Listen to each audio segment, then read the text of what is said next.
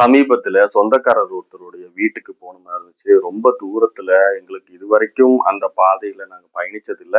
அதனால எங்களுக்கு மேப் அனுப்பிட்டாங்க. அந்த மேப்ப ஃபாலோ பண்ணி நாங்க போயிட்டு இருக்கும்போது, குறிப்பிட்ட தூரம் மேல அவங்க வீட்ட அடைஞ்சிருவோம். அந்த நேரத்துல மேப்பு எங்களுக்கு ஒரு ரொம்ப குறுகலான சின்ன சின்ன ரோடுகள் வழியாக எங்கள கூட்டிட்டு போச்சு. கூட்டிட்டு போய் கடைசியில நாங்க வந்த ஹைவேலயே நாங்க வந்திருந்தா கரெக்டான அந்த ஸ்பாட்ட அடைஞ்சிருக்கலாம். ஆனால் அந்த வழி எங்களுக்கு காட்டாம ரொம்ப குறுகலான ஊருக்குள்ள போற ஒரு வழியா எங்களை கூட்டு போய் சுத்திட்டு போய் அவங்க வீட்டுல போய் நாங்க சேர்ந்தோம். ஆனால் நாங்க ஏன் அந்த ஹைவே வழி எங்களுக்கு காட்டாம இந்த சுத்தலான வழியை காட்டுச்சு அப்படிங்கிறத பத்தி கேட்கும்போது, இந்த மேப்ஸை பத்தி நன்றாக தெரிந்த ஒரு நபரிடம் பேசும்போது அவர் சொன்ன ஒரு விஷயம் என்னன்னா, நிறைய பேரு இந்த சுத்தலான இந்த குறுகலான வழியை பயன்படுத்துறாங்க. அதனால மேப்ஸை அதை டிஃபால்ட்டா எடுத்துக்கிட்டு இதுதான் சிறந்த வழி அப்படின்னு சொல்லியும் சீக்கிரமாய் போய் சேரக்கூடிய பாதைன்னு நினைச்சு அது டிஃபால்ட்டா உங்களுக்கு அந்த வழியை காமிச்சிருக்கும். அந்த ஹைவே வழியா டிராபிக் இருக்கிறதுனால பொதுவா இந்த குறுகலான பாதையை நிறைய பேர் பயன்படுத்தி இருக்கலாம்.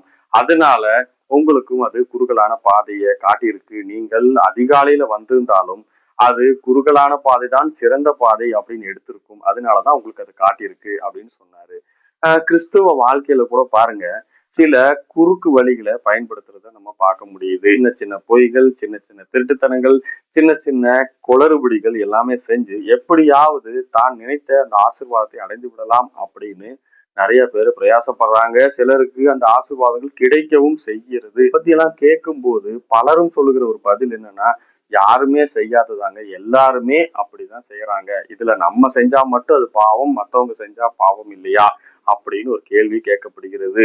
ஆனால் வேதத்தின்படி பார்க்கும்போது எல்லாரும் செய்கிறதுனால அது நல்ல பாதை ஆகிறது இல்ல. வேதத்தின்படி இல்லைன்னா ஆண்டவர் சொன்ன பாதையின் வழி நம்ம பயணித்தால் மட்டுமே சரியான ஆசீர்வாதத்தை நம்ம அடைய முடியும். பாருங்க, யாக்கோபுக்கு தேவன் ஆசீர்வாதத்தை பிறப்பிலேயே கொடுத்திருந்தார். ஆனால் யாக்கோபு அதை குறுக்கு வழியாக பயன்படுத்தி ஏமாற்றி பெற்றுக் கொள்கிறான். அந்த பிள்ளைகளும் யாக்கோபை ஏமாற்றினார்கள் அப்படிங்கிறதுதான் ரொம்பவே வருத்தமான விஷயம்.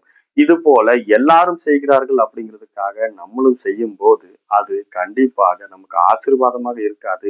மேபி அந்த நேரத்துல நமக்கு அது ஆசீர்வாதமாக இருக்கலாம், சரியானதாக இருக்கலாம். ஆனால் பின் நாட்களில அதற்கான பலனை கண்டிப்பாக நாம் அடைய வேண்டியது வரும். எனவே வேதம் கூறுகிற வழியாக, நீதிமான்களின் பாதை வழியாக, கர்த்தர் காட்டுகிற வழியை நாம் பின்பற்றும் போது அது நமக்கு எப்பொழுதும் நிரந்தரமான ஆசீர்வாதமாக இருக்கும்.